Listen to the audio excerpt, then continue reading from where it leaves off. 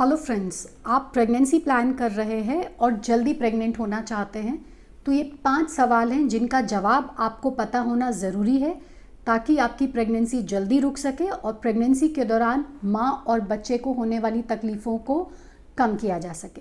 पहला सवाल कि क्या मेरे मेंस्ट्रुअल साइकिल्स माहवारी नियमित है या नहीं। अगर आपके पीरियड 21 से 35 दिन के अंतराल में आ रहे हैं, ब्लीडिंग 2 से 7 दिन के लिए चल रही है और इस दौरान आपको कोई ज़्यादा तकलीफ़ नहीं हो रही है तो आपके पीरियड्स रेगुलर हैं। इसका मतलब मोटा मोटा ये है कि आपके अंदर जो एग बनने की प्रक्रिया है वो भी सही तरीके से हो रही है और यूट्रस के अंदर जो बेड बनता है जिस पे प्रेगनेंसी टिकती है वो भी ठीक तरीके से हो रही है। तो रेगुलर मेंस्ट्रुअल साइकिल्स अगर आपके हैं तो दैट्स अ गुड साइन कि आप प्रेगनेंसी प्लान कर सकते हैं और शायद आपको प्रेगनेंसी प्लान करने में कोई दिक्कत नहीं होगी। क्या मुझे कोई मेडिकल डिसऑर्डर तो नहीं है या कोई सर्जिकल हिस्ट्री तो नहीं है। इसका मतलब ये है कि आपको ये जानना ज़रूरी है कि आपकी बॉडी में कोई प्रॉब्लम जैसे ब्लड प्रेशर की समस्या, शुगर की समस्या, थायराइड हार्मोन की गड़बड़ी होना, प्रोलैक्टिन डिसऑर्डर होना या कोई और तकलीफ़ जैसे कोई ऑटो इम्यून डिजीज़ तो नहीं है। अगर ऐसा कुछ नहीं है तो आप प्रेगनेंसी के लिए तैयार हैं और आपको प्रेगनेंसी लेने में ही शायद ही कोई परेशानी आएगी।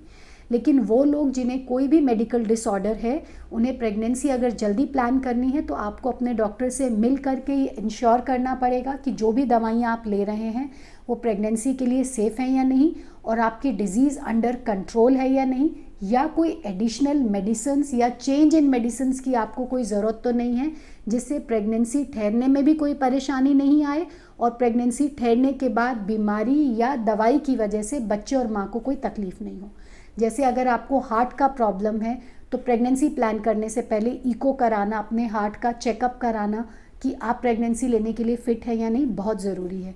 ऐसी अगर आपका पास्ट में कोई सर्जरी हुआ है, खासकर वो सर्जरी जिसकी वजह से आपके पेट में लंबा कोई टाँका आ रखा है या बच्चेदानी पे या अंडाक्षय पे या फेलोपियन ट्यूब्स पे अगर कोई सर्जरी हुई है तो शायद आपको तकलीफ़ हो सकती है प्रेगनेंसी प्लान करने में। तो ऐसे में आपको अपने डॉक्टर से पहले मिलना ज़रूरी है। आपको आपके पार्टनर के साथ रिलेशनशिप बनाने में कहीं कोई समस्या तो नहीं है। वो कपल जिन्हें किसी भी तरीके से या तो फीमेल्स की वजह से या मेल्स की वजह से रिलेशनशिप बनाने में प्रॉब्लम हो रही है, जैसे कि आपके पार्टनर को, मेल पार्टनर को अगर इरेक्टाइल डिसफंक्शन है, इजैक्यूलेटरी डिसऑर्डर्स हैं या फीमेल पार्टनर को वेजिनिस्मस यानी कि रिलेशनशिप के टाइम पे बहुत ज़्यादा दर्द होता है, डिस्पेरूनिया जिसे हम बोलते हैं, या रिलेशनशिप बनाया ही नहीं जा सकता है, तो ऐसे में प्रेगनेंसी ठहरने में दिक्कत आ सकती है। तो वो लोग जिनको इंटरकोर्स में कोई भी प्रॉब्लम नहीं है,